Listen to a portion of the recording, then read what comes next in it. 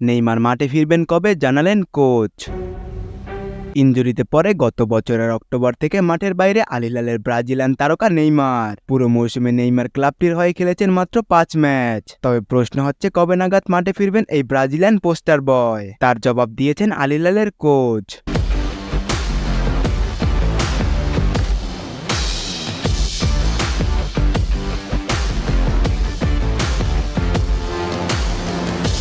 আসন্ন Copa America থেকে ছিটকে গেছেন নেইমার। ব্রাজিলের সবচেয়ে বড় তারকাকে ছাড়াই কোপার জন্য দল ঘোষণা করেছে ব্রাজিল। নেইমার যে ইনজুরিতে পড়েছেন তা থেকে সেরে উঠতে দীর্ঘদিন সময় লাগবে।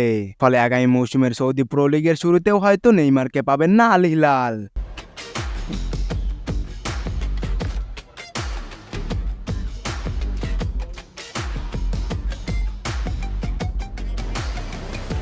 নেইমারকে ছাড়াই এবার লিগ শিরোপা জিতেছে আল হিলাল। বৃহস্পতিবার 23 মে আল তাইয়ের বিপক্ষে মাঠে নামবে আল হিলাল। তার আগে সংবাদ মাধ্যমে Al Hilal coach Jorge Jesus কথা বলেছেন নেইমারের ফেরা নিয়ে।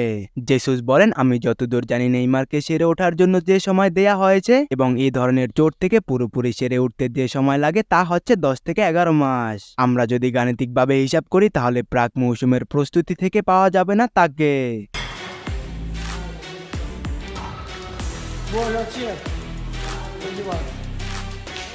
হাঁটুর লিগামেন্ট ছিঁড়ে যাওয়ায় অস্ত্রোপচার করতে হয় নেইমারের। এরপরই ব্রাজিল দলের চিকিৎসক জানায় কোপা আমেরিকায় নেইমারের খেলার সম্ভাবনা প্রায় নেই। আর সেই সম্ভাবনায় সত্যি হয়েছে।